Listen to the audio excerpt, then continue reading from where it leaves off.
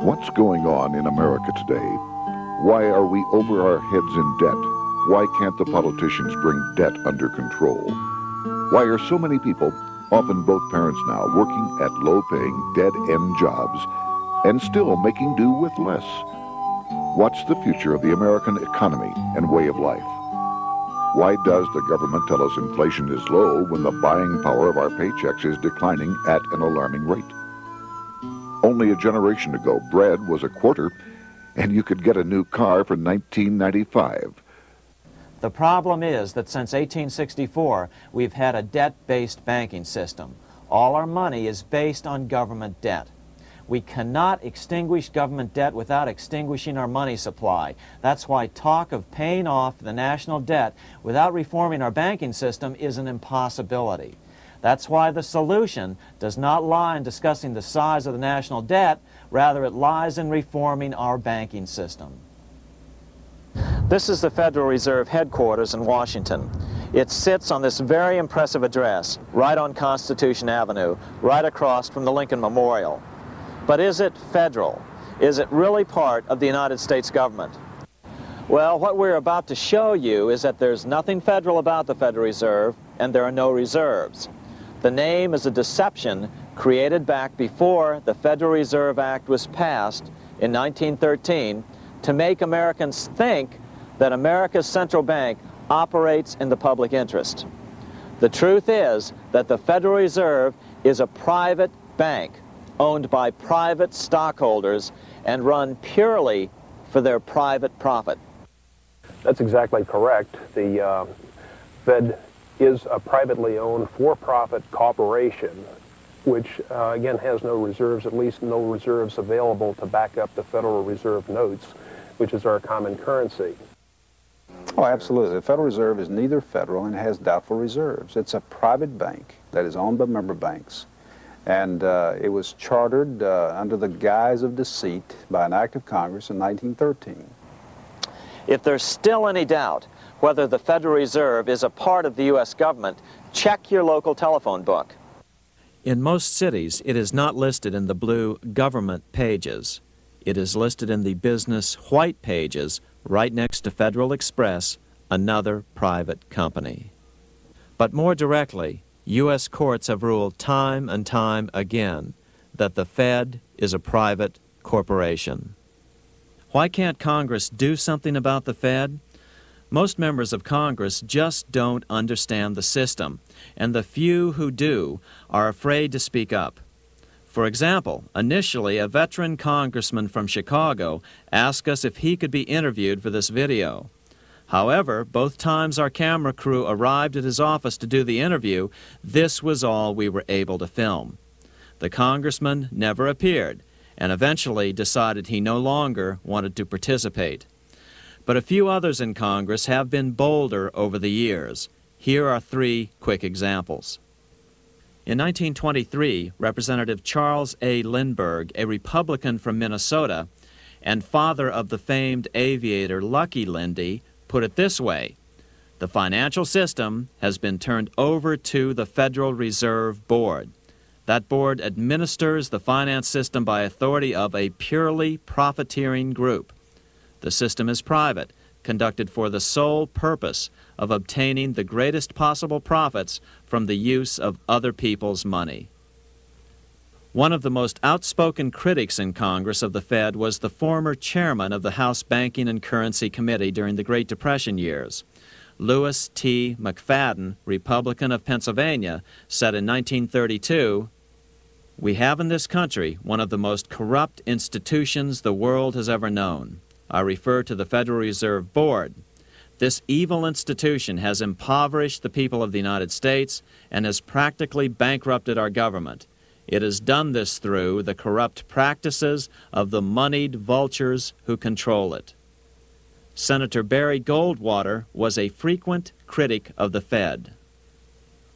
Most Americans have no real understanding of the operation of the international moneylenders. The accounts of the Federal Reserve System have never been audited. It operates outside the control of Congress and manipulates the credit of the United States. The Federal Reserve really even though it is not part of the federal government, it is more powerful than the federal government. It's more powerful than the president, the Congress, and the courts. Now, a lot of people challenge me on that, but let me prove my case. The Federal Reserve determines what the average person's car payment is going to be, what their house payment is going to be, and whether they have a job or not. And I submit to you that that's total control. And the Federal Reserve is the largest single creditor of the United States government. What does Proverbs tell us? The borrower is servant to the lender. What one has to understand is that from the day the Constitution was adopted right up to today, the folks who profit from privately owned central banks, as Madison called them, the money changers, have fought a running battle for control over who gets to print America's money. Why is who prints the money so important? Think of money as just another commodity. If you have a monopoly on a commodity that everyone needs, everyone wants, and nobody has enough of, there are lots of ways to make a profit, and also exert tremendous political influence. That's what this battle is all about. Throughout the history of the United States, the money power has gone back and forth between Congress and some sort of privately owned central bank. The Founding Fathers knew the evils of a privately owned central bank. First of all, they had seen how the privately owned British central bank, the Bank of England, had run up the British national debt to such an extent that Parliament had been forced to place unfair taxes on the American colonies. In fact, as we'll see later, Ben Franklin claimed that this was the real cause of the American Revolution. Most of the Founding Fathers realized the potential dangers of banking and feared bankers' accumulation of wealth and power. Jefferson put it this way: I sincerely believe that banking institutions are more dangerous to our liberties than standing armies. The issuing power should be taken from the banks and restored to the people to whom it properly belongs.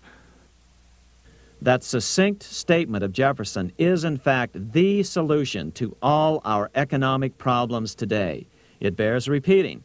The issuing power should be taken from the banks and restored to the people to whom it properly belongs.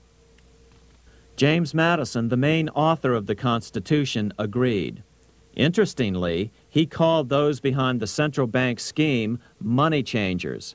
Madison strongly criticized their actions. History records that the money changers have used every form of abuse, intrigue, deceit, and violent means possible to maintain their control over governments by controlling money and its issuance. The battle over who gets to issue our money has been the pivotal issue throughout the history of the United States. Wars are fought over it, depressions are caused to acquire it. Yet after World War I, this battle was rarely mentioned in newspapers or history books. Why? By World War I, the money changers, with their dominant wealth, had seized control of most of the nation's press. Throughout U.S. history, this battle over who gets the power to issue our money has raged. In fact, it's changed hands back and forth 8 times since 1764, yet this fact has virtually vanished from public view for over 3 generations behind a smokescreen emitted by Fed cheerleaders in the media.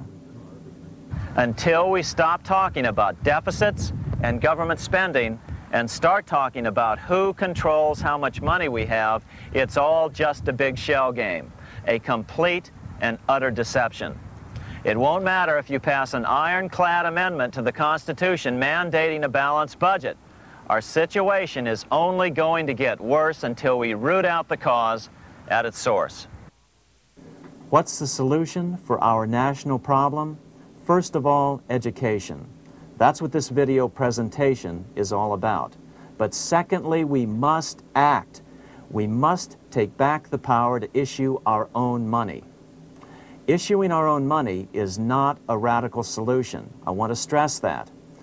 It's the same solution used at different points in U.S. history by men like Benjamin Franklin, Thomas Jefferson, Andrew Jackson, Martin Van Buren, and Abraham Lincoln.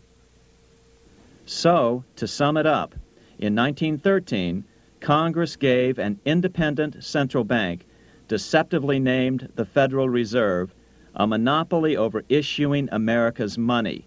And the debt generated by this quasi-private corporation is what is killing the American economy. Though the Federal Reserve is now the most powerful central bank in the world, it was not the first. So where did this idea come from?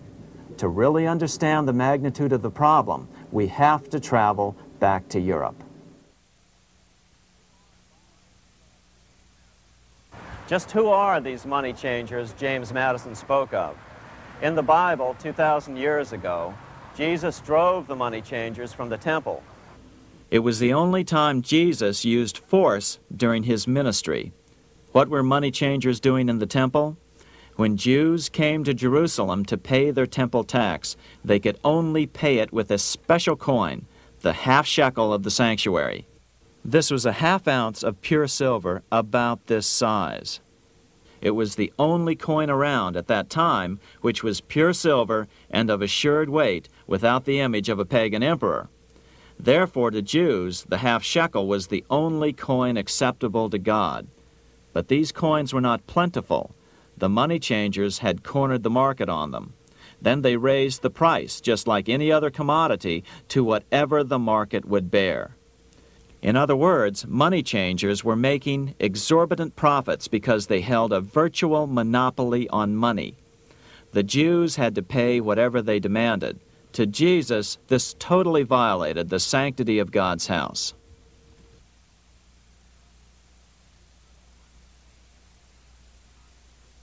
But the money-changing scam did not originate in Jesus' day. 200 years before Christ, Rome was having trouble with money changers. 2 early Roman emperors had tried to diminish the power of the money changers by reforming usury laws and limiting land ownership to 500 acres. They were both assassinated. In 48 BC, Julius Caesar took back the power to coin money from the money changers and minted coins for the benefit of all. With this new, plentiful supply of money, he built great public works projects. By making money plentiful, Caesar won the love of the common man. But the money changers hated him. Some believe this was an important factor in Caesar's assassination. One thing is for sure, with the death of Caesar came the demise of plentiful money in Rome. Taxes increased, as did corruption. Just as in the case of America today, usury and debased coin became the rule. Eventually, the Roman money supply was reduced by 90%. As a result, the common people lost their lands and their homes, just as is about to happen soon in America. With the demise of plentiful money, the masses lost confidence in the Roman government and refused to support it. Rome plunged into the gloom of the Dark Ages.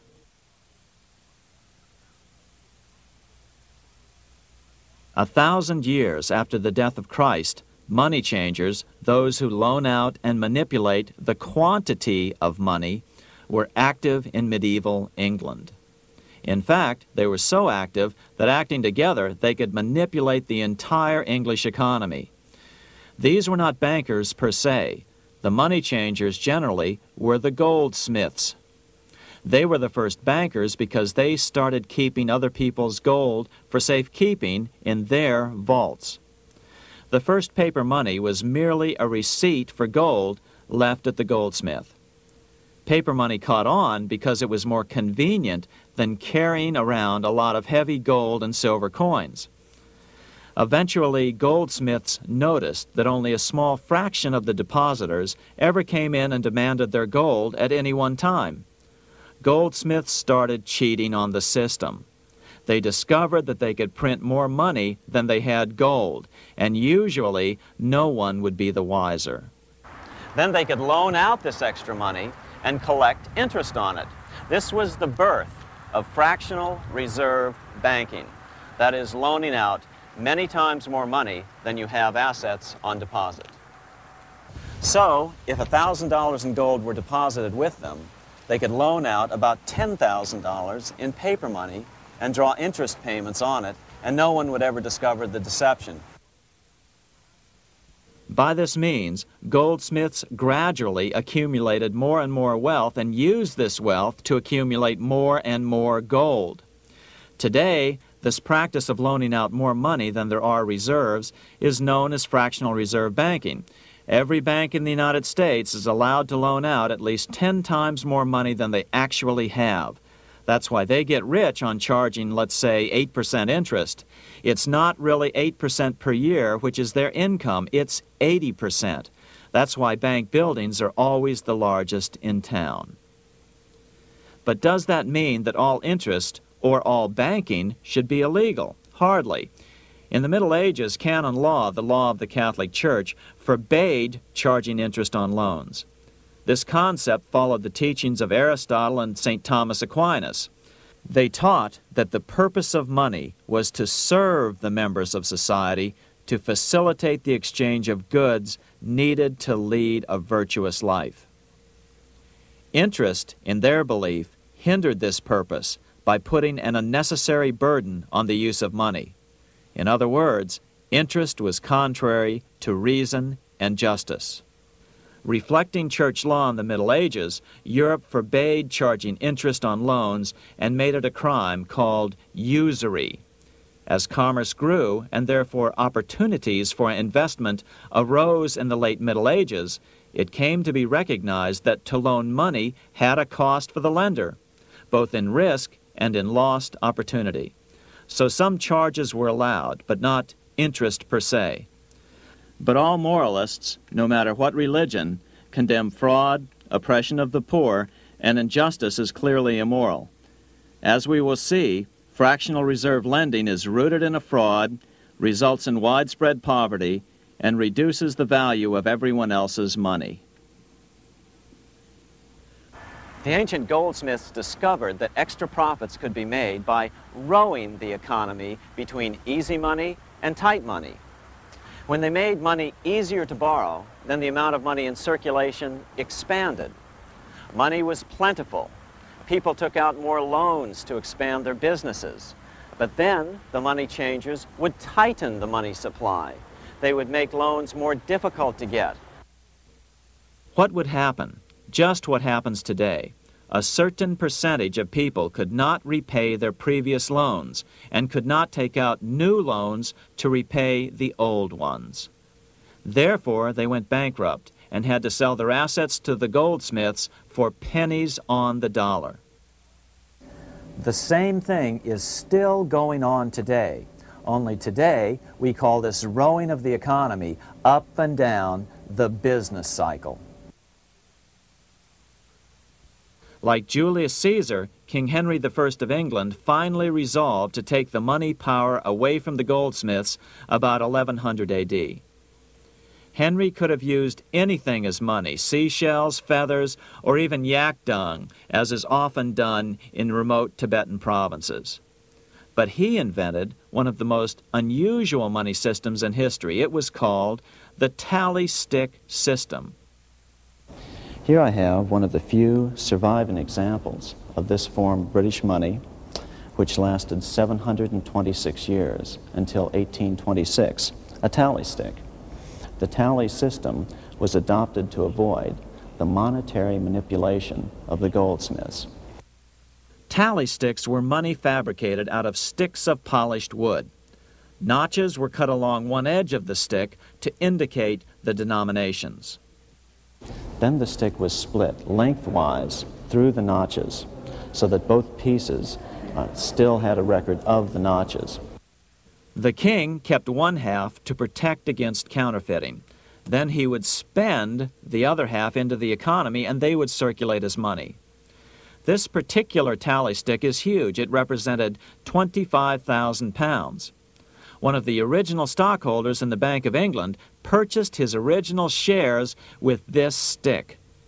In other words, he bought shares in the world's richest and most powerful corporation with a stick of wood.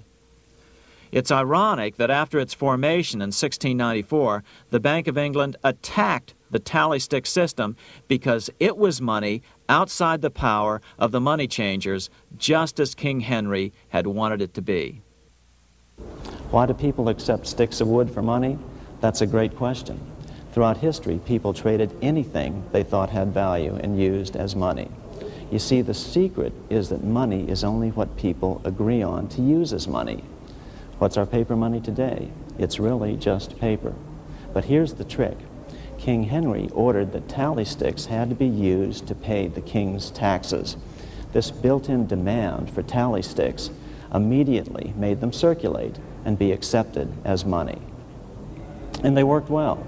In fact, no other form of money has worked so well for so long as tally sticks. Keep in mind, the British Empire was built under the tally stick system.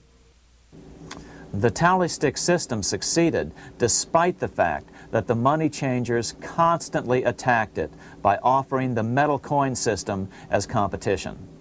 In other words, metal coins never went completely out of circulation, but tally sticks hung on because they were good for the payment of taxes. Finally, in the 1500s, King Henry VIII relaxed the laws concerning usury, and the money changers wasted no time reasserting themselves. They quickly made their gold and silver money plentiful for a few decades. But when Queen Mary took the throne and tightened the usury laws again, the money changers renewed the hoarding of gold and silver coins, forcing the economy to plummet. When Queen Mary's sister, Queen Elizabeth I, took the throne, she was determined to regain control over English money. Her solution was to issue gold and silver coins from the public treasury and take the control over the money supply away from the money changers. Although control over money was not the only cause of the English Revolution in 1642, religious differences fueled the conflict. Monetary policy played a major role. Financed by the money changers, Oliver Cromwell finally overthrew King Charles, purged the Parliament, and put the king to death. The money changers were immediately allowed to consolidate their financial power. The result was that for the next 50 years, the money changers plunged Great Britain into a series of costly wars. They took over a square mile of property in the center of London, known as the City of London. This area today is still known as one of the 3 predominant financial centers of the world. Conflicts with the Stuart kings led the money changers in England to combine with those in the Netherlands to finance the invasion of William of Orange, who overthrew the Stuarts in 1688 and took the English throne.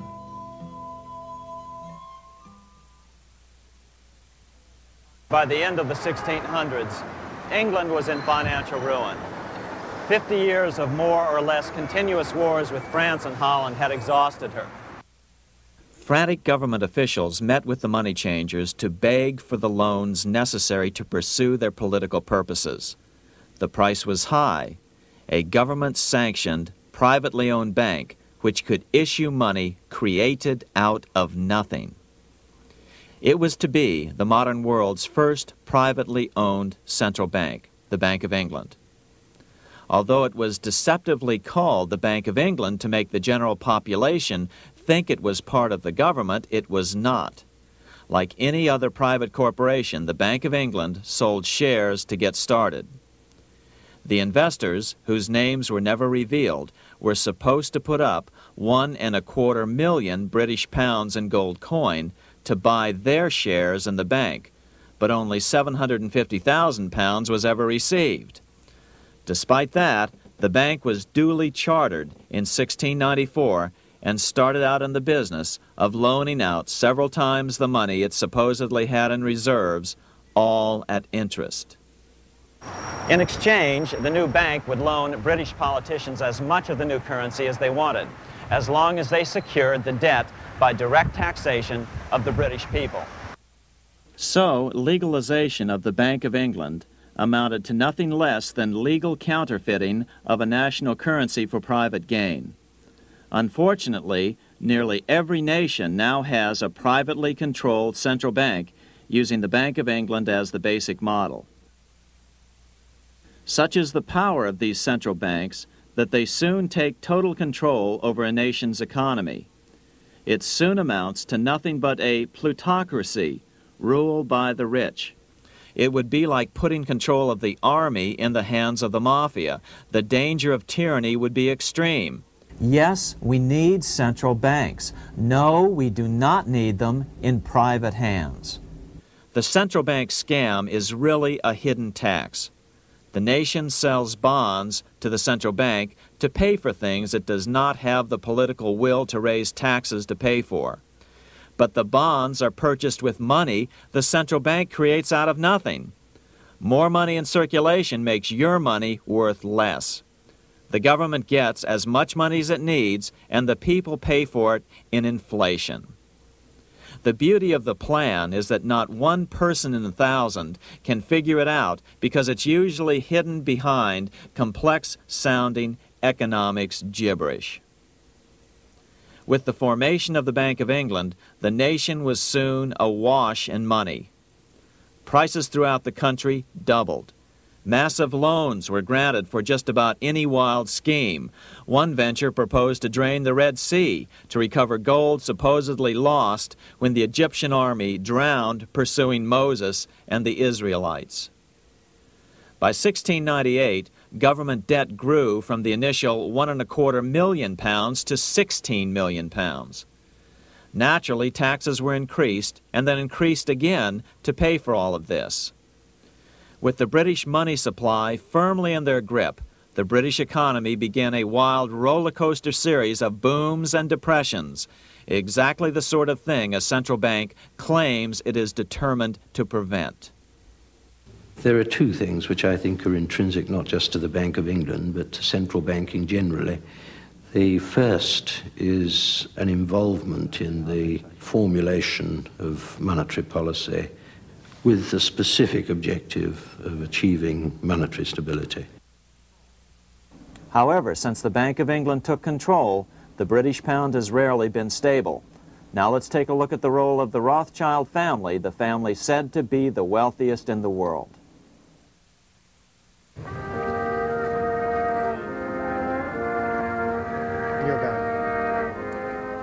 This is Frankfurt, Germany. 50 years after the Bank of England opened its doors, a goldsmith named Amschel Moses Bauer opened a coin shop, a counting house, in 1743. And over the door he placed a sign depicting a Roman eagle on a red shield. The shop became known as the Red Shield Firm, or in German, Rothschild. When his son, Amschel Meyer Bauer, inherited the business, he decided to change his name to Rothschild. Amschel soon learned that loaning money to governments and kings was more profitable than loaning to private individuals. Not only were the loans bigger, but they were secured by the nation's taxes. Mayer Rothschild had 5 sons. He trained them all in the skills of money creation, then sent them out to the major capitals of Europe to open branch offices of the family banking business. His first son, Amschel Meyer, stayed in Frankfurt to mind the hometown bank. His second son, Solomon, was sent to Vienna. His third son, Nathan, was clearly the most clever. He was sent to London at age 21 in 1798, 100 years after the founding of the Bank of England. His fourth son, Karl, went to Naples, and his fifth son, Jacob, went to Paris. In 1785, Mayer Amschel moved his entire family to this larger house, a 5-story dwelling he shared with the Schiff family. This house was known as the Green Shield. The Rothschilds and the Schiffs would play a central role in the rest of European financial history and in that of the United States. The Rothschilds broke into dealings with European royalty here at Wilhelmshof, the palace of the wealthiest man in Germany. In fact, the wealthiest monarch in all Europe, Prince William of Hesse-Kassel. At first, the Rothschilds were only helping William speculate in precious coins. But when Napoleon chased Prince William into exile, he sent £550,000, a gigantic sum at that time, to Nathan Rothschild in London with instructions for him to buy consols, British government bonds, also called government stock. But Rothschild used the money for his own purposes. With Napoleon on the loose, the opportunities of wartime investments were nearly limitless. William returned here sometime prior to the Battle of Waterloo in 1815. He summoned Rothschild and demanded his money back. The Rothschilds returned William's money with the interest the British consuls would have paid him had the investment actually been made. But the Rothschilds kept all the past profits they had made using William's money. Nathan Rothschild later bragged that in the 17 years he'd been in England, he'd increased his original £20,000 stake given to him by his father by 2,500 times. By cooperating within the family, the Rothschilds soon grew unbelievably wealthy. By the mid-1800s, they dominated all European banking and were certainly the wealthiest family in the world. They financed Cecil Rhodes, making it possible for him to establish a monopoly over the diamond and gold fields of South Africa. In America, they financed the Harrimans and railroads, the Vanderbilts and railroads and the press, and Carnegie in the steel industry, among many others. In fact, during World War I, J.P. Morgan was thought to be the richest man in America. But after his death, it was discovered that he was actually only a lieutenant of the Rothschilds. Once Morgan's will was made public, it was discovered that he owned only 19% of J.P. Morgan companies. By 1850, James Rothschild, the heir of the French branch of the family, was said to be worth 600 million French francs, 150 million more than all the other bankers in France put together. He built this mansion called Ferrier, just east of Paris. Wilhelm I, on seeing it, exclaimed, "Kings couldn't afford this. It could only belong to a Rothschild." Another 19th century French commentator put it this way: "There is but one power in Europe, and that is Rothschild." There is no evidence that their predominant standing in European or world finance has changed. Now let's take a look at the results the Bank of England had produced on the British economy and how that later was the root cause of the American Revolution.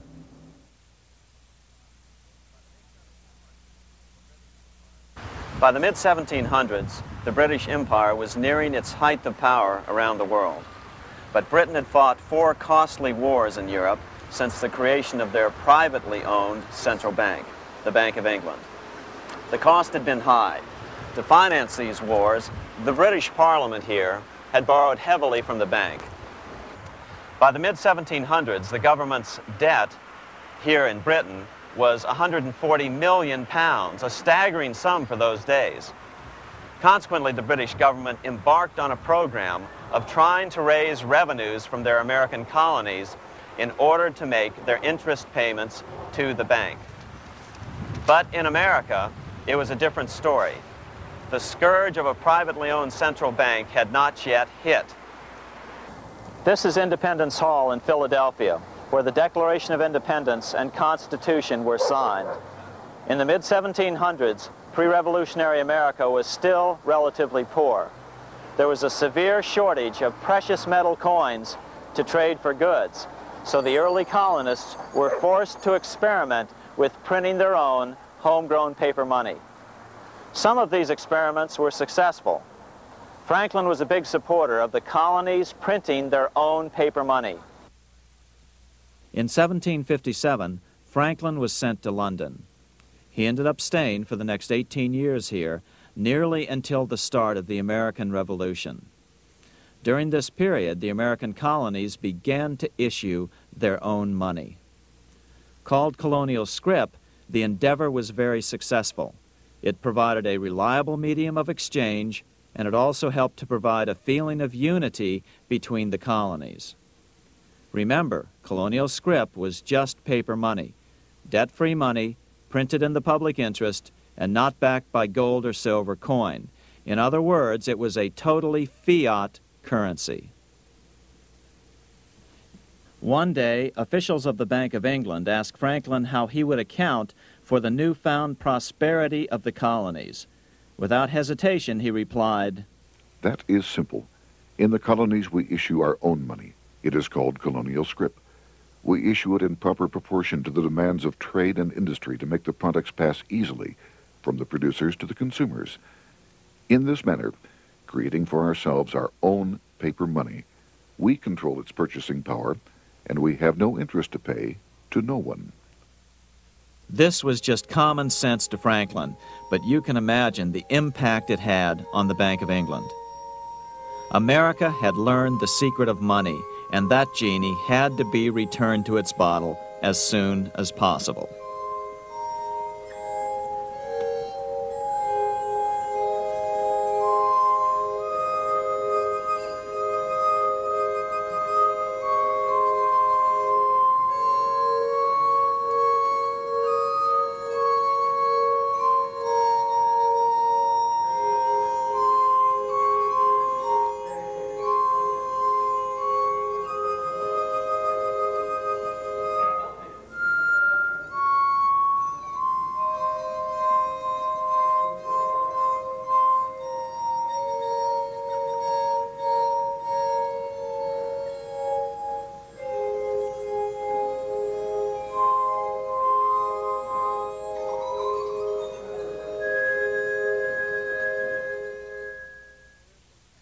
As a result, Parliament hurriedly passed the Currency Act of 1764. This prohibited colonial officials from issuing their own money and ordered them to pay all future taxes in gold or silver coins. In other words, it forced the colonies on a gold or silver standard. For those who still believe that a gold standard is the answer for America's current monetary problems, look what happened to America after that. Writing in his autobiography, Franklin said, "In 1 year, the conditions were so reversed that the era of prosperity ended and a depression set in to such an extent that the streets of the colonies were filled with unemployed." Franklin claims that this was even the basic cause for the American Revolution. As Franklin put it in his autobiography, The colonies would gladly have borne a little tax on tea and other matters had it not been that England took away from the colonies their money, which created unemployment and dissatisfaction. The inability of the colonists to get the power to issue their own money permanently out of the hands of George III and the international bankers was the prime reason for the Revolutionary War. By the time the first shots were fired in Lexington, Massachusetts, on April 19, 1775, the colonies had been drained of gold and silver coin by British taxation. As a result, the Continental government had no choice but to print money to finance the war. At the start of the Revolution, the U.S. money supply stood at $12 million. By the end of the war, it was nearly $500 million. As a result, the currency was virtually worthless. Shoes sold for $5,000 a pair. Colonial scrip had worked because just enough was issued to facilitate trade. As George Washington lamented, "A wagon load of money will scarcely purchase a wagon load of provisions." Today, those who support a gold-backed currency point to this period during the Revolution to demonstrate the evils of a fiat currency. But remember, the same currency had worked so well 20 years earlier during times of peace that the Bank of England had Parliament outlaw it. Towards the end of the Revolution, the Continental Congress, meeting here at Independence Hall, grew desperate for money. In 1781, they allowed Robert Morris, their financial superintendent, to open a privately owned central bank.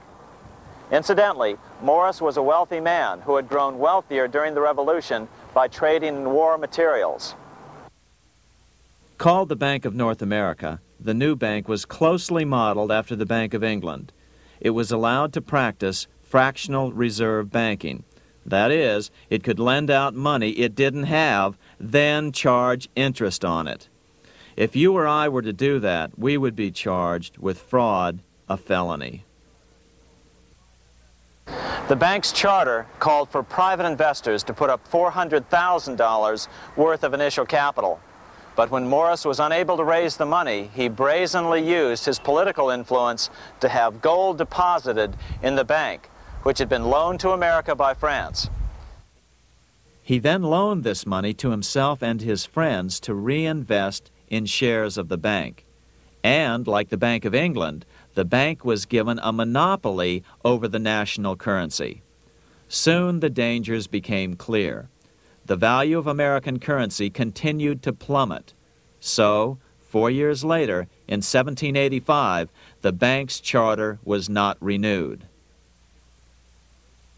The leader of the effort to kill the bank, William Findley of Pennsylvania, explained the problem this way, quote, "This institution, having no principle but that of avarice, will never be varied in its object, to engross all the wealth, power, and influence of the state."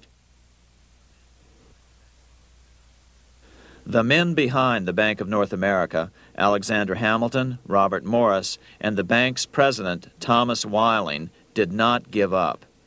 Only 6 years later, Hamilton, then Secretary of the Treasury, and his mentor, Morris, rammed a new privately owned central bank through the new Congress. Called the first bank of the United States, Thomas Weiling again served as the bank's president. The players were the same, only the name of the bank was changed.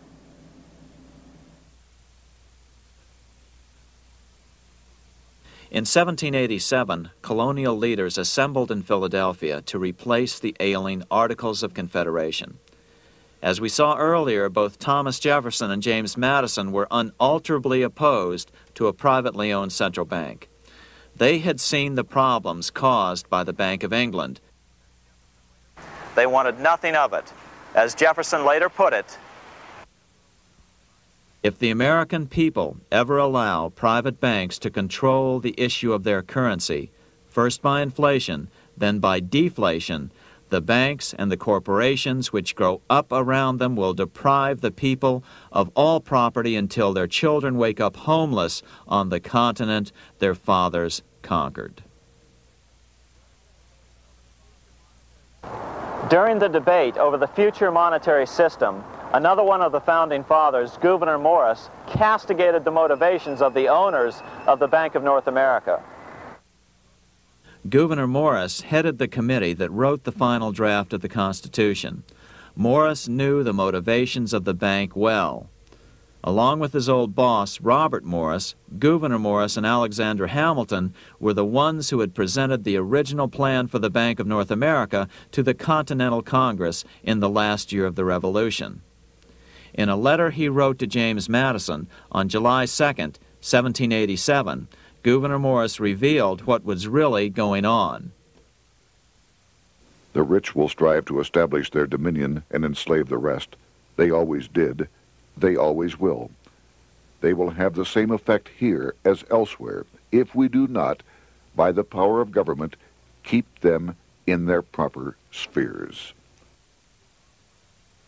Despite the defection of Gouverneur Morris from the ranks of the bank, Hamilton, Robert Morris, Thomas Weiling, and their European backers were not about to give up. They convinced the bulk of the delegates to the Constitutional Convention to not give Congress the power to issue paper money. Most of the delegates were still reeling from the wild inflation of the paper currency during the Revolution. They had forgotten how well colonial scrip had worked before the war. But the Bank of England had not. The money changers could not stand to have America printing her own money again. So the Constitution is silent on the matter. This grievous defect left the door wide open for the money changers, just as they had planned.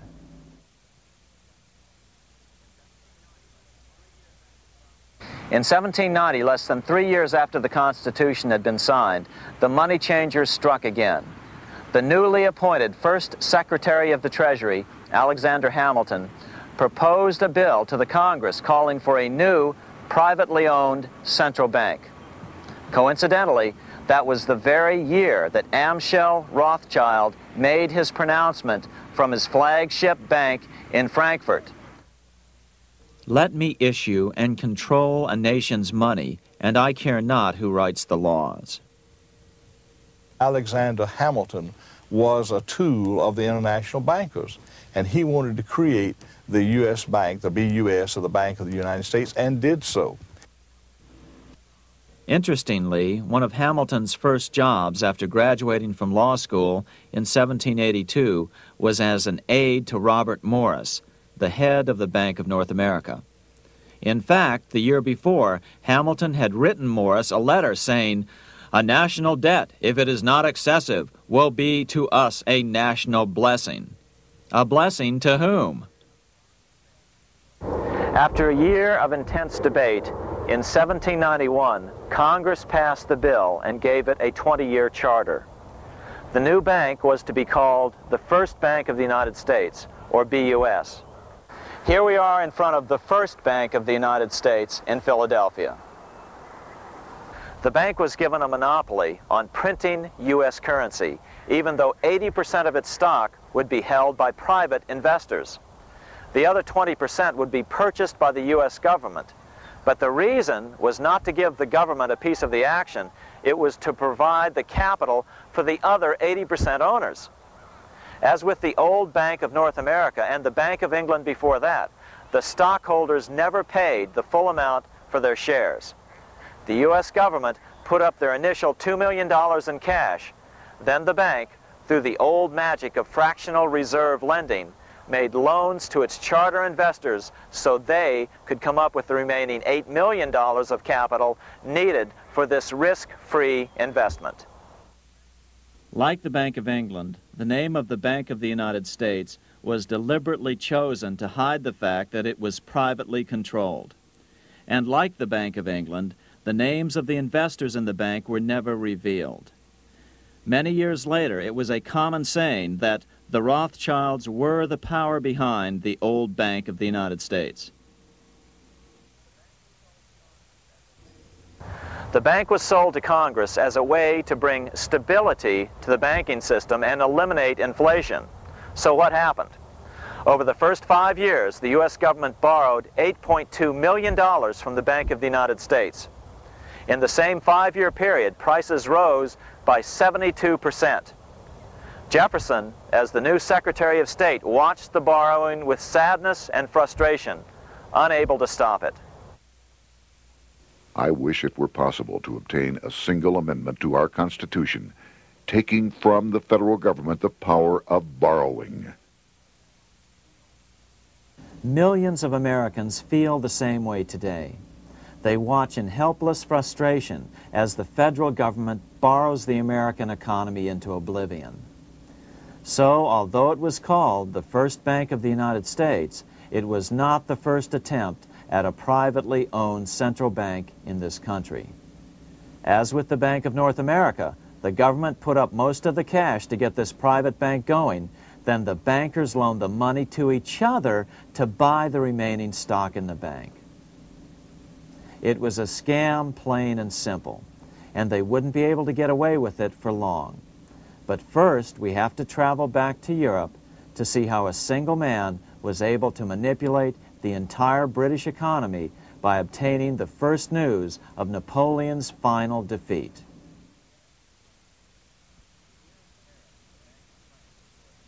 Here in Paris, the Bank of France was organized in 1800, just like the Bank of England. But Napoleon decided France had to break free of debt, and he never trusted the Bank of France. He declared that when a government is dependent upon bankers for money, the bankers, not the leaders of the government, are in control. The hand that gives is above the hand that takes. Money has no motherland. Financiers are without patriotism and without decency. Their sole object is gain. Back in America, unexpected help was about to arrive.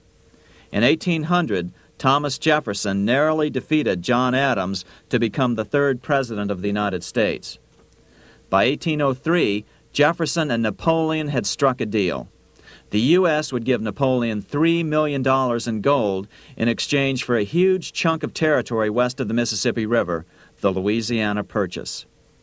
With that $3 million, Napoleon quickly forged an army and set off across Europe, conquering everything in his path. But the Bank of England quickly rose to oppose him. They financed every nation in his path, reaping the enormous profits of war. Prussia, Austria, and finally Russia all went heavily into debt in a futile attempt to stop Napoleon. 4 years later, with the main French army in Russia, 30-year-old Nathan Rothschild, the head of the London office of the Rothschild family, personally took charge of a bold plan to smuggle a much-needed shipment of gold right through France to finance an attack by the Duke of Wellington from Spain. Nathan later bragged at a dinner party in London that it was the best business he'd ever done. Little did he know that he would do much better business in the near future. Wellington's attacks from the south and other defeats eventually forced Napoleon to abdicate, and Louis XVIII was crowned king. Napoleon was exiled to Elba, a tiny island off the coast of Italy, supposedly exiled from France forever.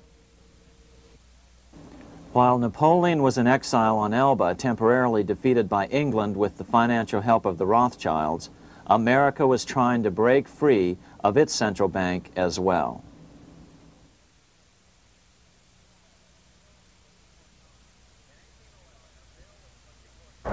In 1811, a bill was put before Congress to renew the charter of the Bank of the United States. The debate grew very heated, and the legislatures of both Pennsylvania and Virginia passed resolutions asking Congress to kill the bank. The press corps of the day attacked the bank openly, calling it a great swindle, a vulture, a viper, and a cobra. Oh, to have an independent press once again in America.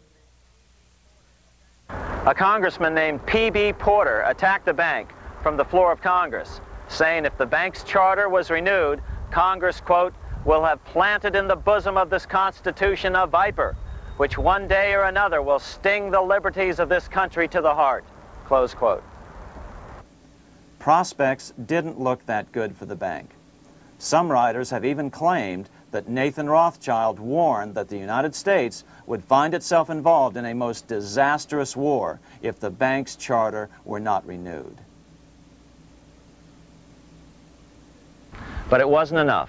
When the smoke had cleared, the renewal bill was defeated by a single vote in the House and was deadlocked in the Senate. By now, America's fourth president, James Madison, was in the White House. Remember, Madison was a staunch opponent of the bank. His vice president, George Clinton, broke a tie in the Senate and sent the bank into oblivion. Within 5 months, England attacked the U.S., and the War of 1812 was on.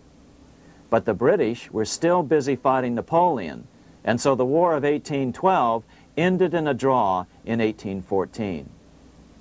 Though the money changers were temporarily down, they were far from out. It would take them only another 2 years to bring back their bank bigger and stronger than ever.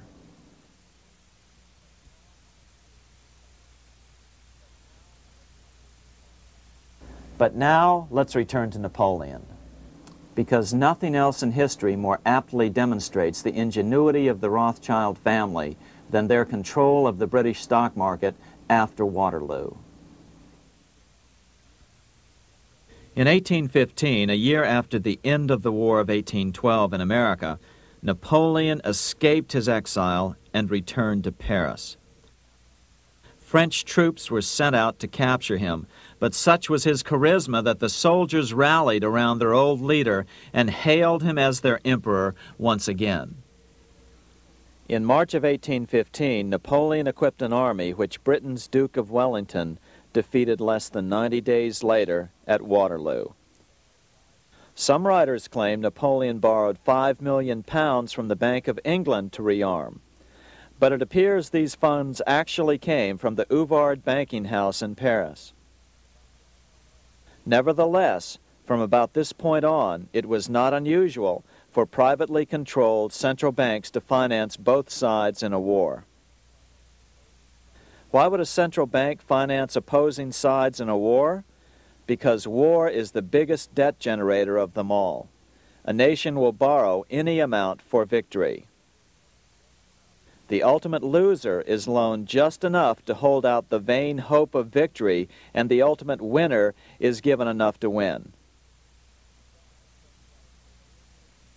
Besides, such loans are usually conditioned upon the guarantee that the victor will honor the debts of the vanquished.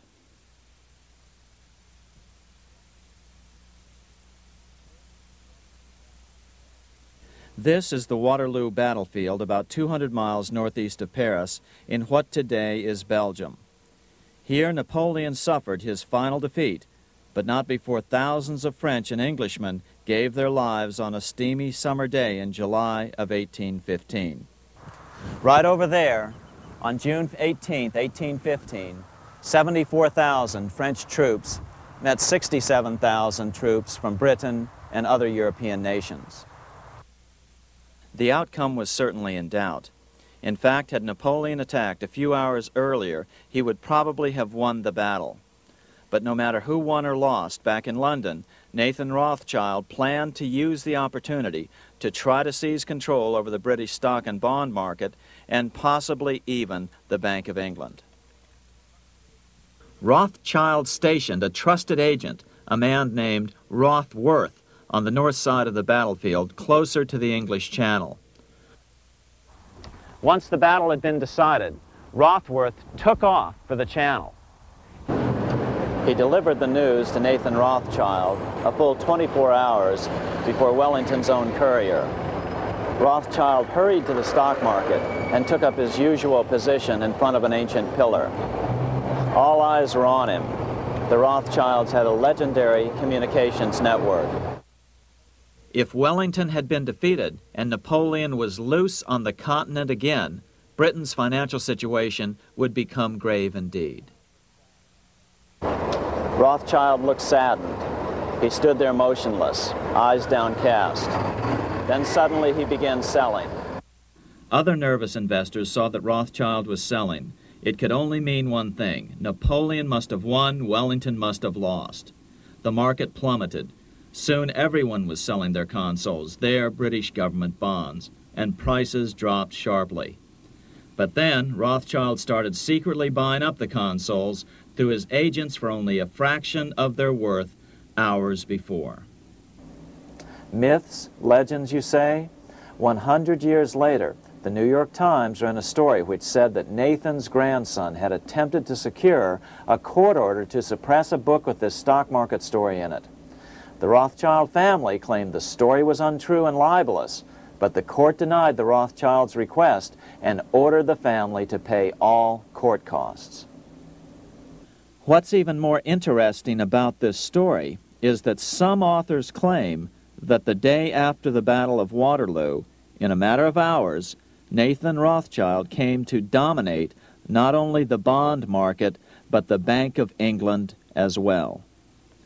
Whether or not the Rothschild family seized control of the Bank of England, the first privately owned central bank in a major European nation and the wealthiest, one thing is certain.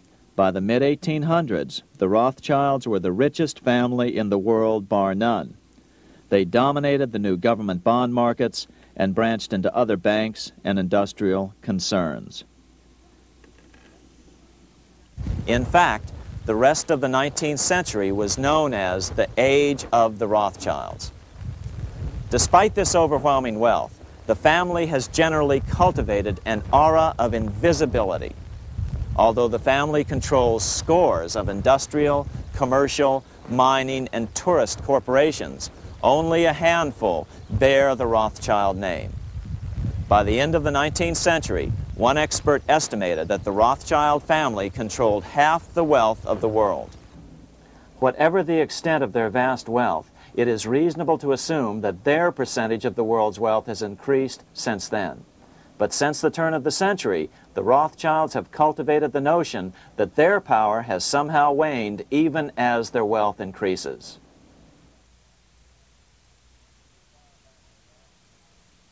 Meanwhile, back in Washington in 1816, just 1 year after Waterloo and Rothschild's alleged takeover of the Bank of England, the American Congress passed a bill permitting yet another privately owned central bank. This bank was called the Second Bank of the United States. The new bank's charter was a copy of the previous bank's. The U.S. government would own 20% of the shares of the bank. Of course, the federal share was paid by the Treasury up front into the bank's coffers. Then, through the magic of fractional reserve lending, it was transformed into loans to private investors who then bought the remaining 80% of the shares. Just as before, the primary stockholders remained a secret. But it is known that the largest block of shares, about 1/3 of the total, were sold to foreigners. As one observer put it, it is certainly no exaggeration to say that the Second Bank of the United States was rooted as deeply in Britain as it was in America. So, by 1816, some authors claim the Rothschilds had taken control over the Bank of England and backed a new, privately owned central bank in America as well.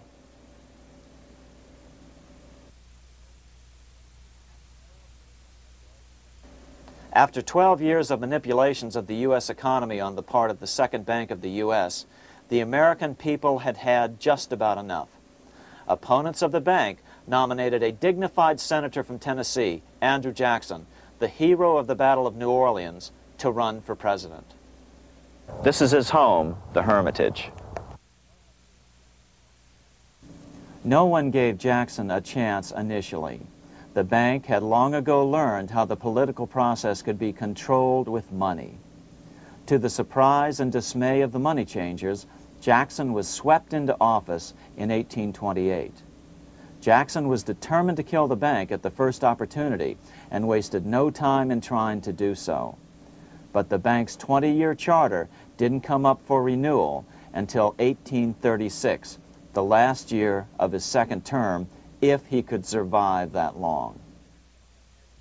During his first term, Jackson contented himself with rooting out the bank's many minions from government service. He fired 2,000 of the 11,000 employees of the federal government. In 1832, with his re-election approaching, the bank struck an early blow, hoping Jackson would not want to stir up controversy.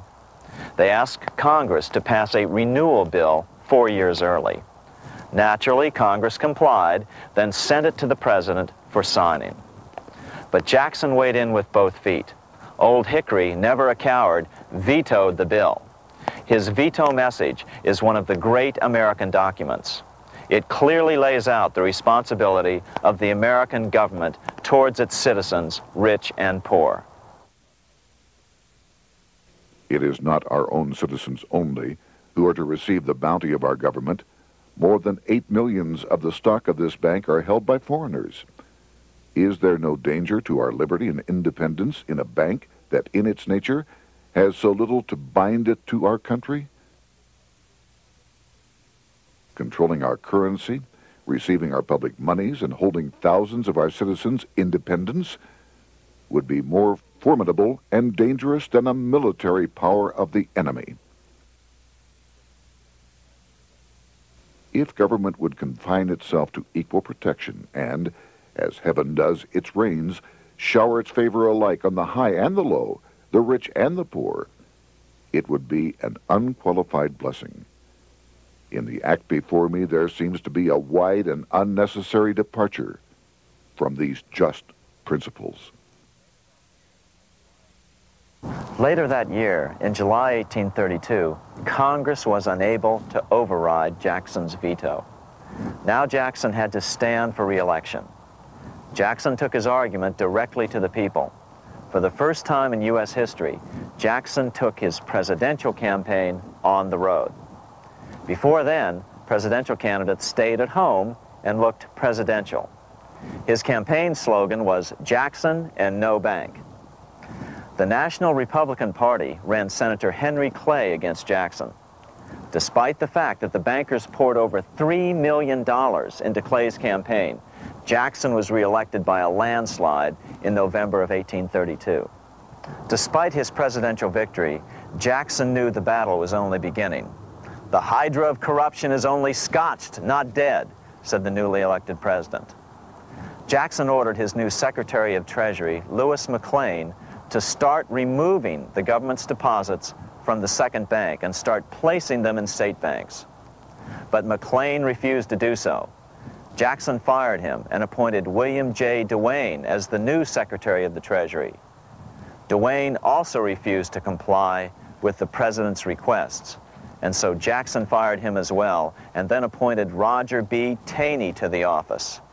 Taney did withdraw government funds from the bank starting on October 1st, 1833. Jackson was jubilant. "I have it chained. I'm ready with screws to draw every tooth and then the stumps." But the bank was not yet done fighting.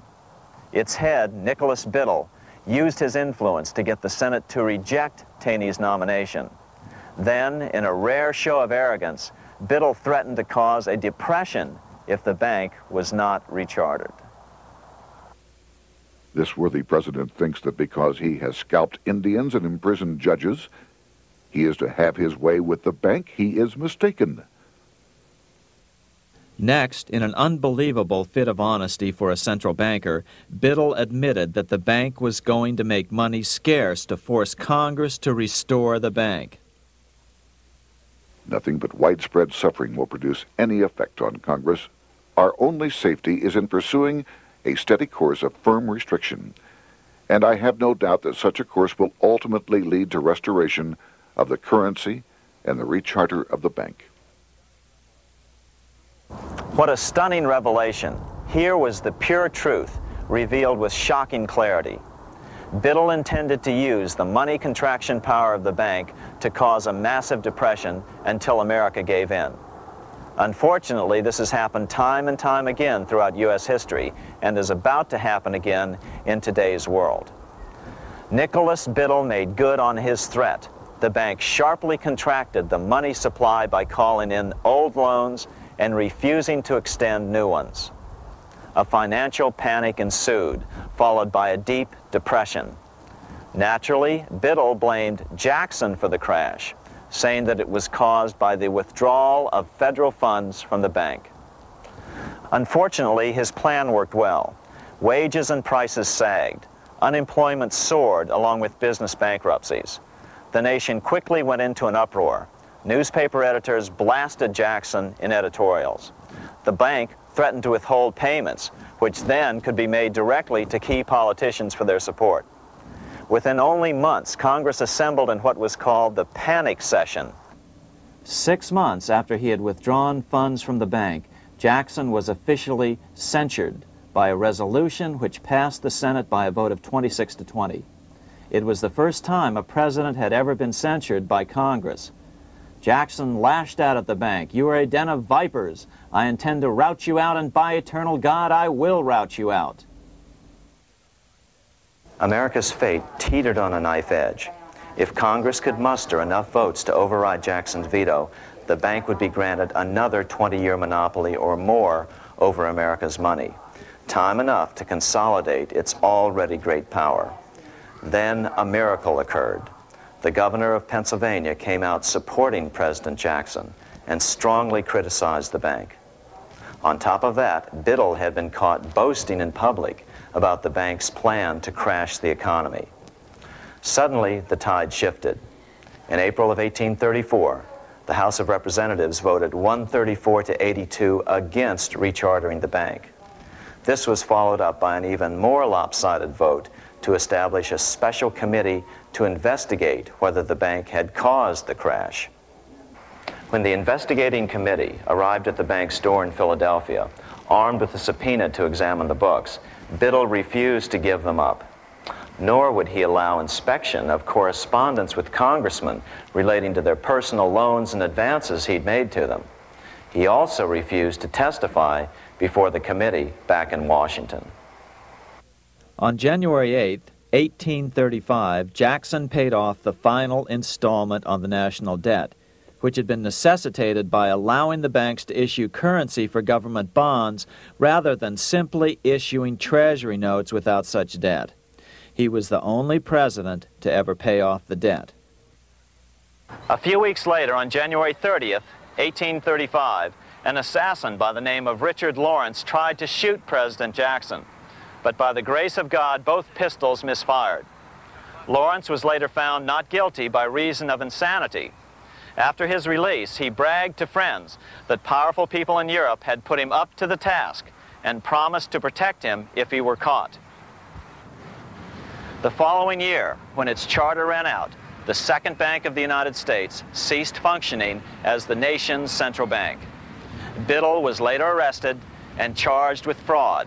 He was tried and acquitted, but died shortly thereafter while still tied up in civil suits.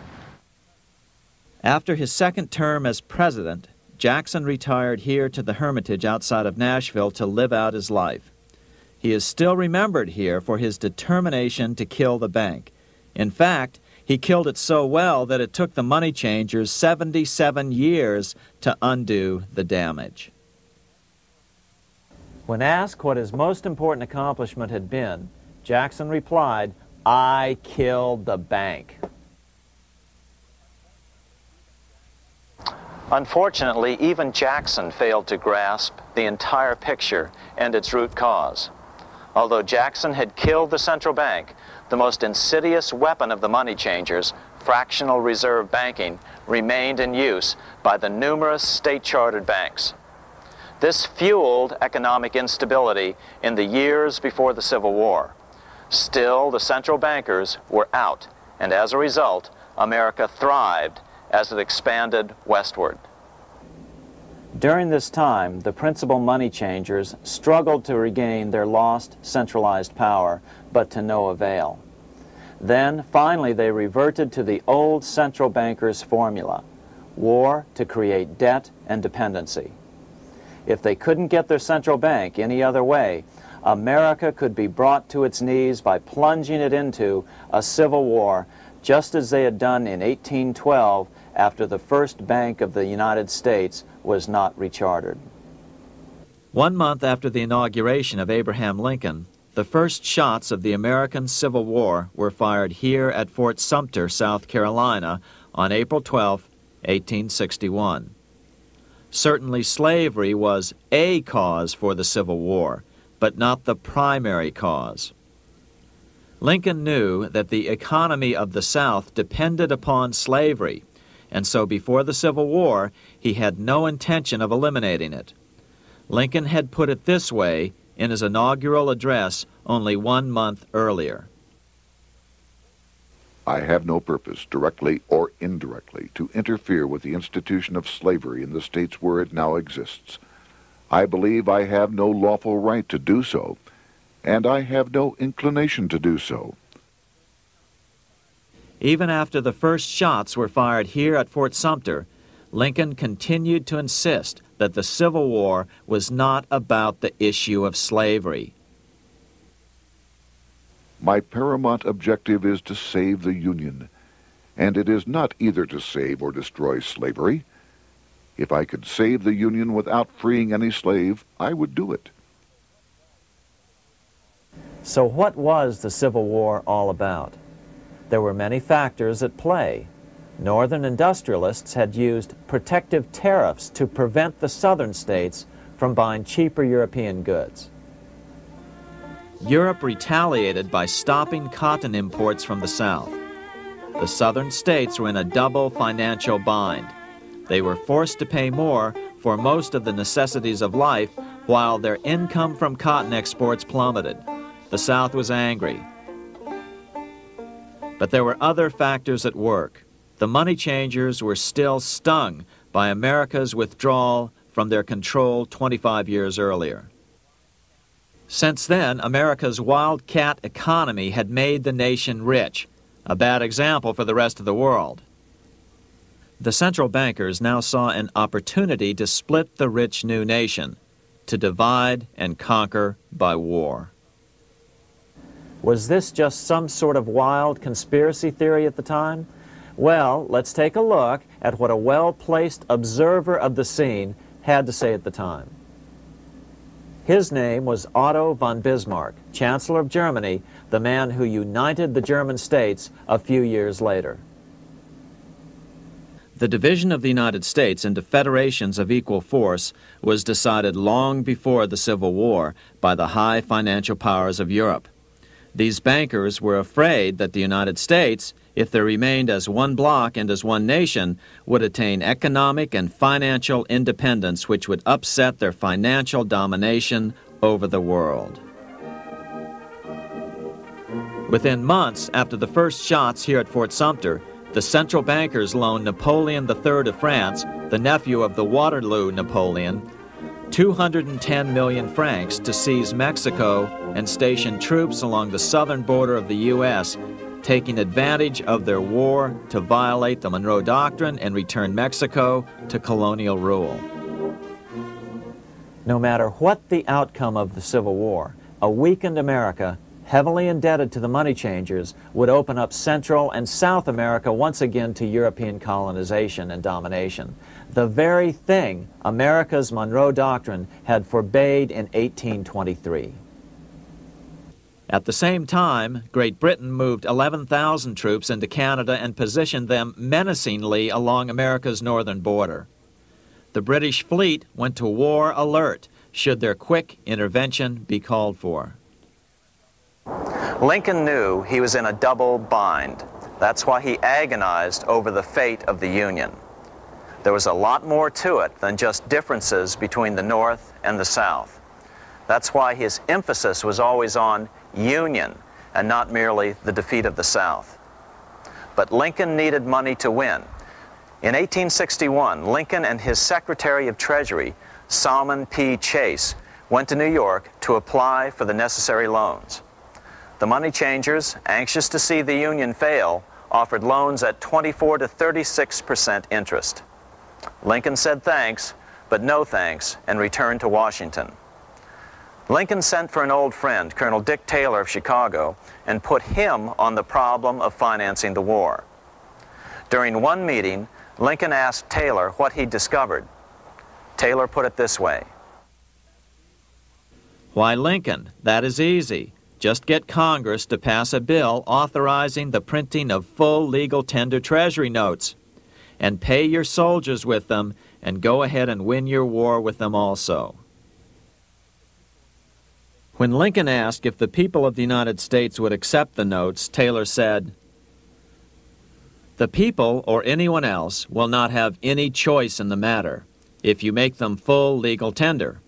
They will have the full sanction of the government and be just as good as any money, as Congress is given that express right by the Constitution." So that's exactly what Lincoln did. In 1862-63, he printed up $450 million worth of the new bills. In order to distinguish them from other banknotes in circulation, he printed them in green ink on the back side. That's why the notes were called greenbacks.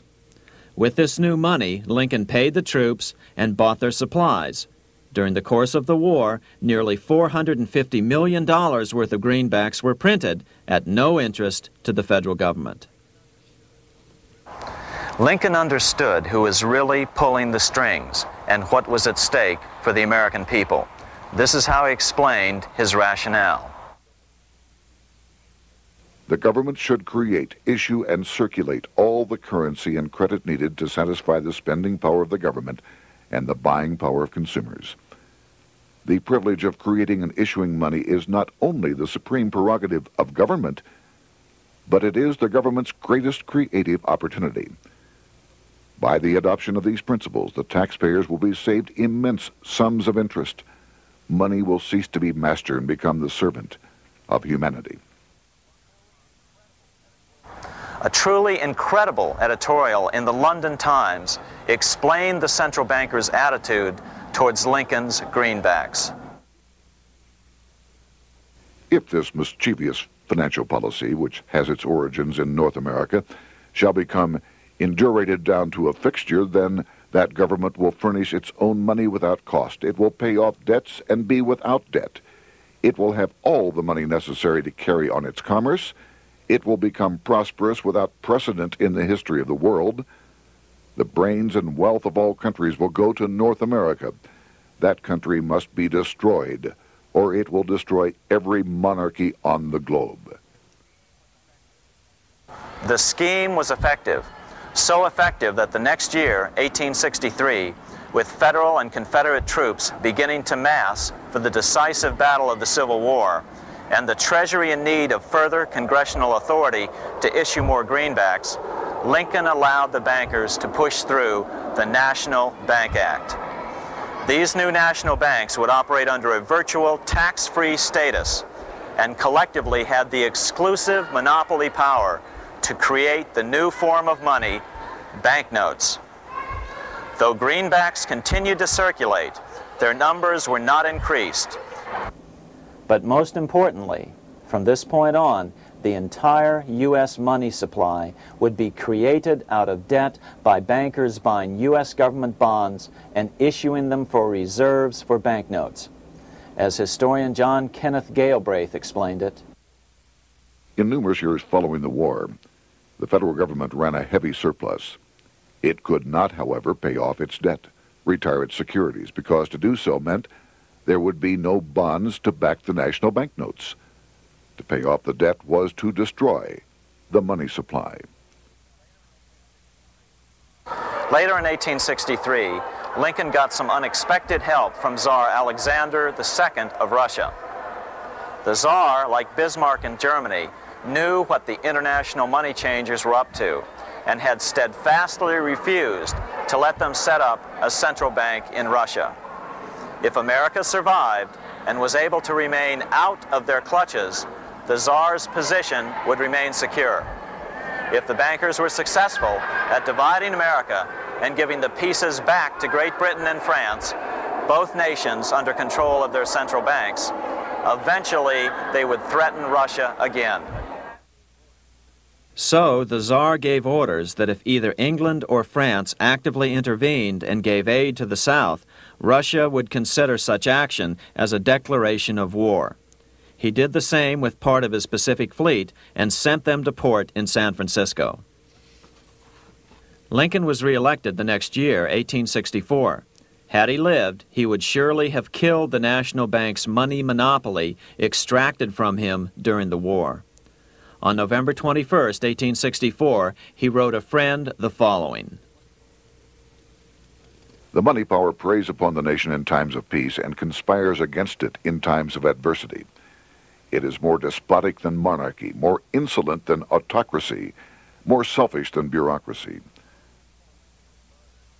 Shortly before Lincoln was murdered, his former Secretary of Treasury, Salmon P. Chase, bemoaned his role in helping secure the passage of the National Banking Act only 1 year earlier. My agency in promoting the passage of the National Banking Act was the greatest financial mistake in my life. It has built up a monopoly which affects every interest in the country. On April 14, 1865, 41 days after his second inauguration and just 5 days after Lee surrendered to Grant at Appomattox, Lincoln was shot by John Wilkes Booth at Ford's Theater. Bismarck, Chancellor of Germany, lamented the death of Abraham Lincoln. The death of Lincoln was a disaster for Christendom. There was no man in the United States great enough to wear his boots. I fear that foreign bankers, with their craftiness and tortuous tricks, will entirely corrupt the exuberant riches of America and use it systematically to corrupt modern civilization. They will not hesitate to plunge the whole of Christendom into wars and chaos in order that the earth should become their inheritance. Bismarck well understood the money changers' plan. Allegations that international bankers were responsible for Lincoln's assassination surfaced in Canada 70 years later in 1934. Gerald G. McGeer, a popular and well-respected Canadian attorney, revealed this stunning charge in a 5-hour speech before the Canadian House of Commons, blasting Canada's debt-based money system. Remember, it was 1934, the height of the Great Depression, which was ravaging Canada as well.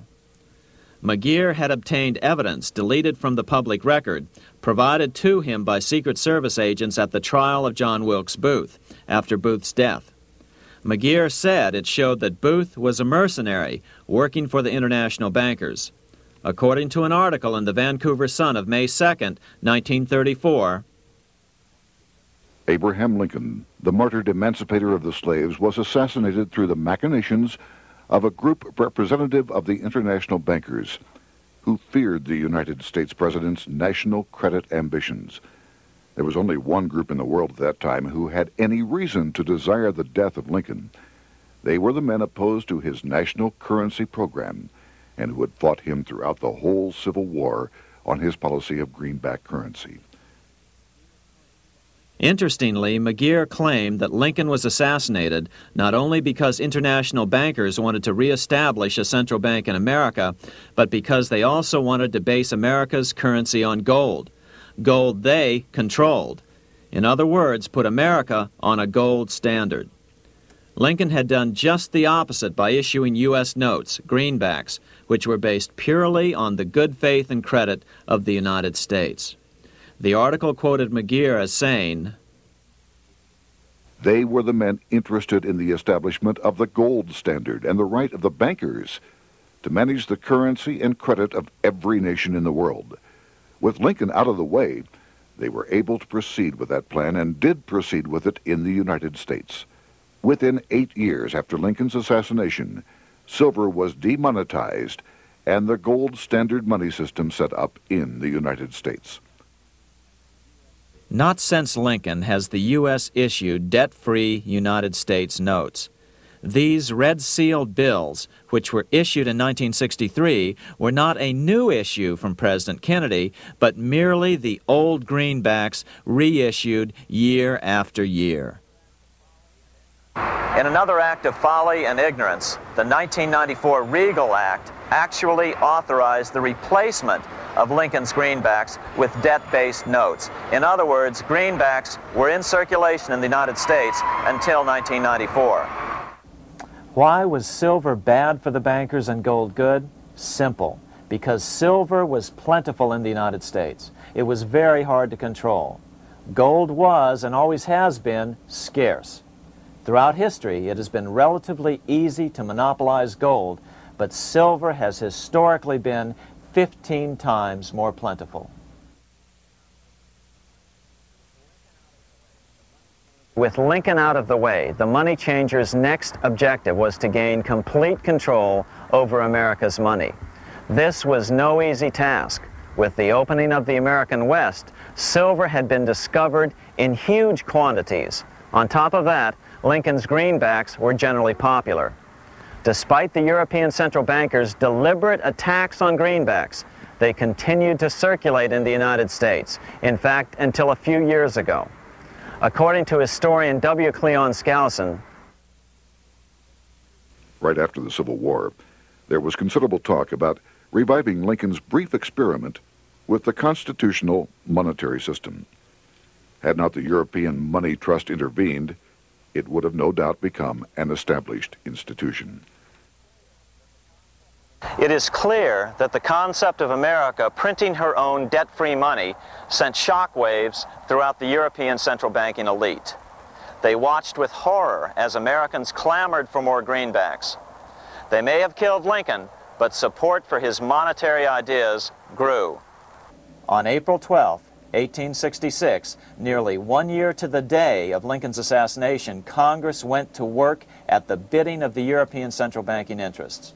It passed the Contraction Act, authorizing the Secretary of the Treasury to begin to retire some of the greenbacks in circulation and thereby contract the money supply.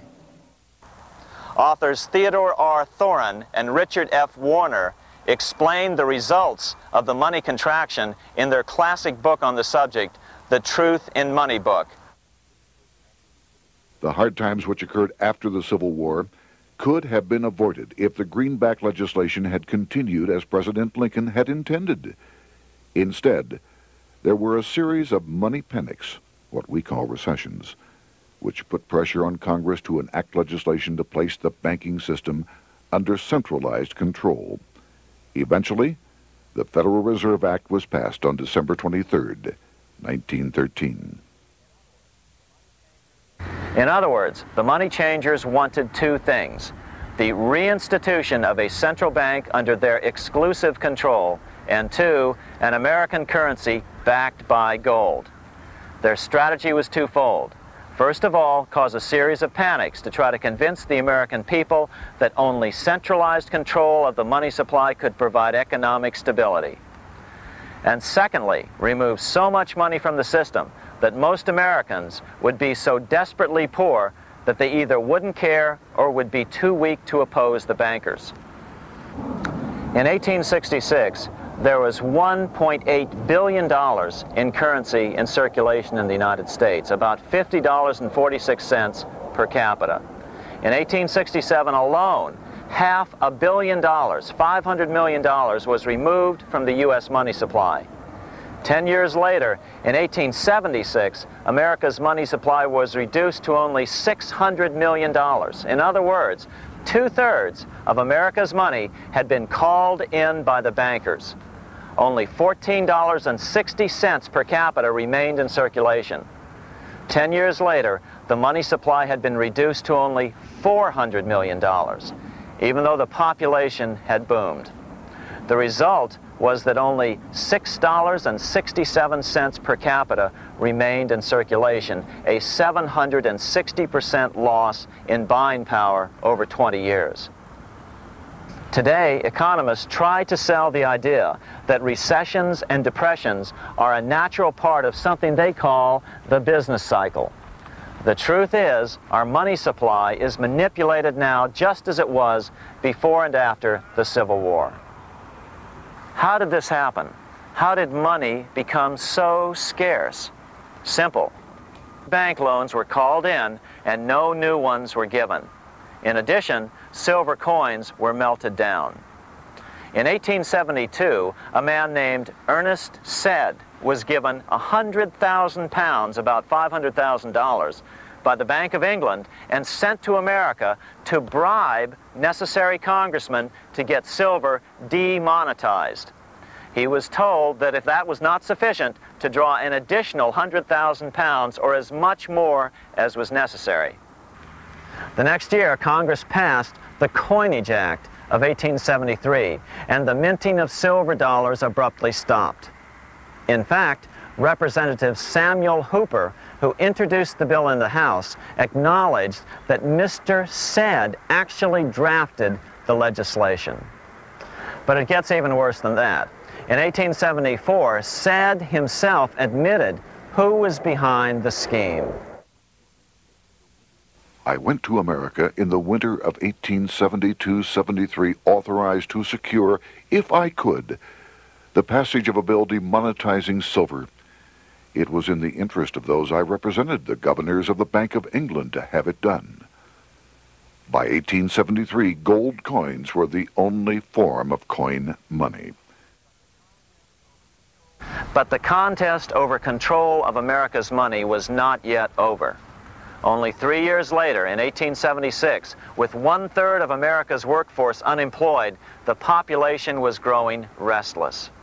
People were clamoring for a return to the greenback money system of President Lincoln, or a return to silver money, anything that would make money more plentiful. That year, Congress created the United States Silver Commission to study the problem. Their report clearly blamed the monetary contraction on the national bankers. The report is interesting because it compares the deliberate money contraction by the national bankers after the Civil War to the fall of the Roman Empire. The disaster of the Dark Ages was caused by decreasing money and falling prices. Without money, civilization could not have had a beginning, and with a diminishing supply, it must languish and, unless relieved, finally perish. At the Christian era, the metallic money of the Roman Empire amounted to $1,800,000,000. By the end of the 15th century, it had shrunk to less than $200 million. History records no other such disastrous transition as that from the Roman Empire to the Dark Ages.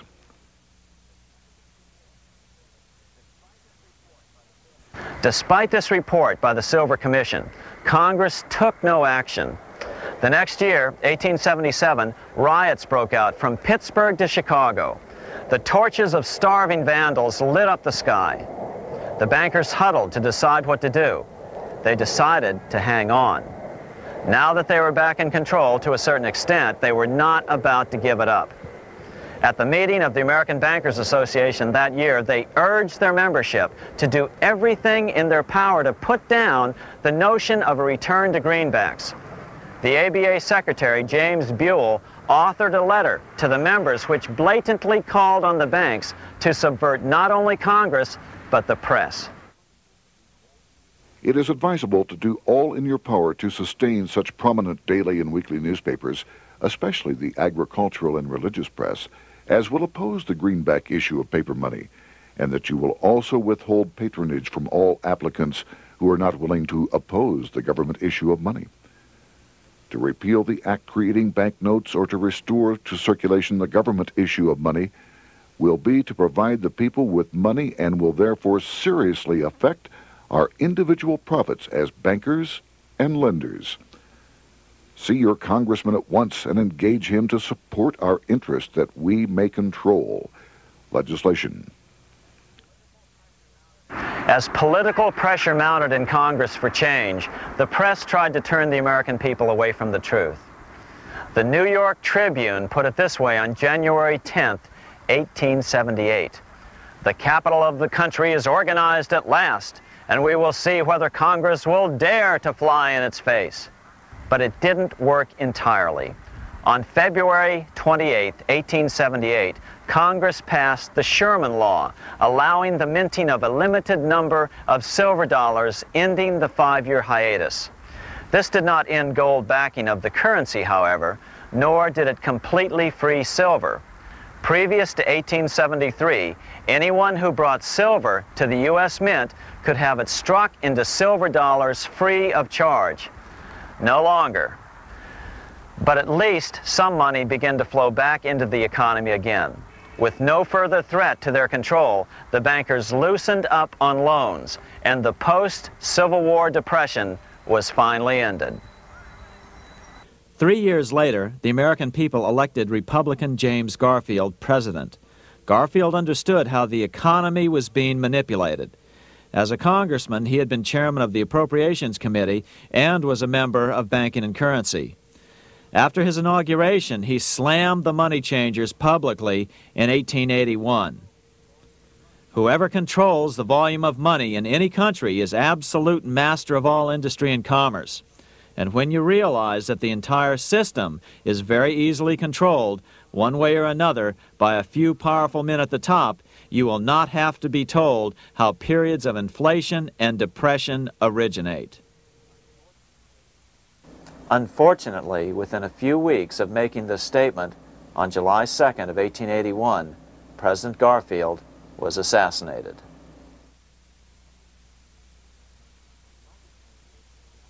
The money changers were gathering strength fast. They began a periodic fleecing of the flock, as they called it, by creating economic booms followed by further depressions so they could buy up thousands of homes and farms for pennies on the dollar. In 1891, the money changers prepared to take the American economy down again, and their methods and motives were laid out with shocking clarity in a memo sent out by the American Bankers Association, the ABA, an organization in which most bankers were members. Notice that this memo called for bankers to create a depression on a certain date 3 years in the future. According to the Congressional Record, here's how it read in part. On September 1st, 1894, we will not renew our loans under any consideration. On September 1st, we will demand our money. We will foreclose and become mortgagees in possession. We can take 2/3 of the farms west of the Mississippi and thousands of them east of the Mississippi as well at our price. Then the farmers will become tenants, as in England.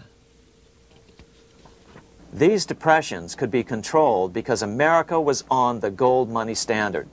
Since gold is scarce, it's one of the easiest commodities to manipulate.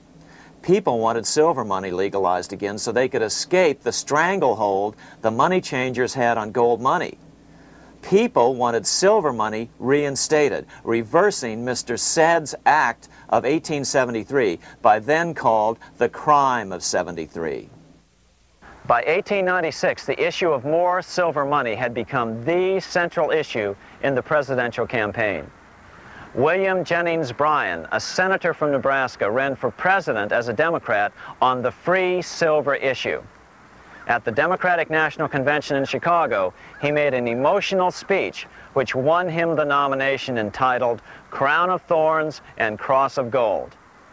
Though Bryan was only 36 years old at the time, this speech is widely regarded as the most famous oration ever made before a political convention. In the dramatic conclusion, Bryan said, "We will answer their demand for a gold standard by saying to them, you shall not press down upon the brow of labor this crown of thorns. You shall not crucify mankind upon a cross of gold." The bankers lavishly supported the Republican candidate, William McKinley, who favored the gold standard. The resulting contest was amongst the most fiercely contested presidential races in American history. Bryan made over 600 speeches in 27 states. The McKinley campaign got manufacturers and industrialists to inform their employees that if Bryan were elected, all factories and plants would close and there would be no work. The ruse succeeded. McKinley beat Bryan by a small margin. Bryan ran for president again in 1900 and in 1908, but fell short each time. During the 1912 Democratic Convention, Bryan was a powerful figure who helped Woodrow Wilson win the nomination. When Wilson became president, he appointed Bryan as Secretary of State, but Bryan soon became disenchanted with the Wilson administration. Bryan served only 2 years in the Wilson administration before resigning in 1915 over the highly suspicious sinking of the Lusitania, the event which was used to drive America into World War I. Although William Jennings Bryan never gained the presidency, his efforts delayed the money changers for 17 years from attaining their next goal, a new, privately owned central bank for America.